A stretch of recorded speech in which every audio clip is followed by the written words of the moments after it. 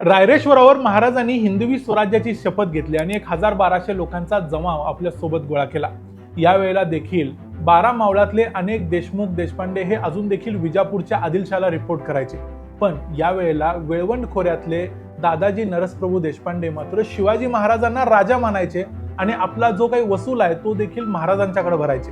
अर्थात ही गोष्ट तेव्हाचा जो शिरवळचा ठाणेदार होता त्याला रुचली नाही। त्यानं आदिलशाहला तक्रार करून सांगितली की दादाजी नरसप्रभू देशपांडेंनी हरामखोरी केली म्हणून। यावर आदिलशाहनं दादाजी नरसप्रभूंना एक धमकीचं पत्र पाठवले। या पत्राचा मुद्दा असाच आहे की तुम्ही जे काही वसूल आता शिवाजी महाराजांच्याकडे भरायला सुरुवात केलेली आहे ती अत्यंत चुकीची गोष्ट आहे आणि आम्ही तुमची गर्दन मारू अशी धमकी आदिलशाहनं दादाजींना दिली। आता या पत्रातला महत्त्वाचा मुद्दा हा आहे की हे 30 मार्च 1645चं पत्र आहे आणि या पत्रात आदिलशाह काय म्हणतोय हे मी तुम्हाला वाचून दाखवतो।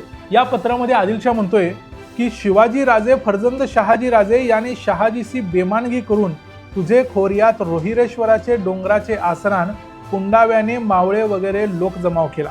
आता या पत्रातली सगळ्यात महत्त्वाची ओळ पत्राच्या सुरुवातीला आहे ती म्हणजे शिवाजी राजे फर्जंद शहाजी राजे।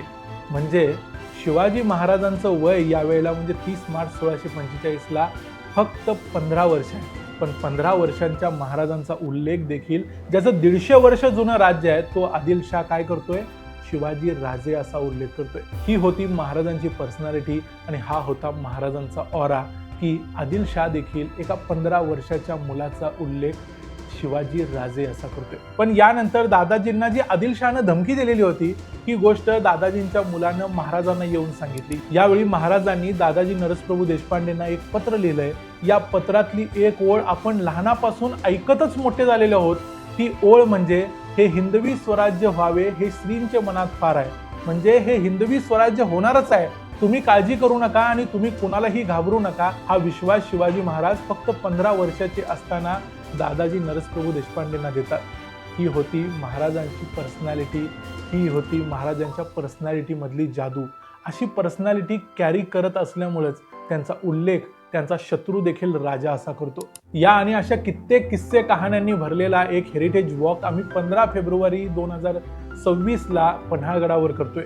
सकाळी 9 वाजता हा हेरिटेज वॉक असेल। या हेरिटेज वॉकचं रजिस्ट्रेशन करायचं असेल तर तुम्ही बुक माय शोवर करू शकता, अन्यथा स्क्रीनवर दिलेल्या नंबरवरती कॉन्टॅक्ट करून त्याच्यावरती पेमेंट करून तुम्ही आपली सीट बुक करू शकता। पन्हाळ्यावर भेटूया जिथं अशा अनेक गोष्टी आपल्याला ऐकायला मिळतील आणि तो इतिहास जागवता येईल, तो भरलेला भारलेला कालखंड आपल्याला समोर बघता येईल।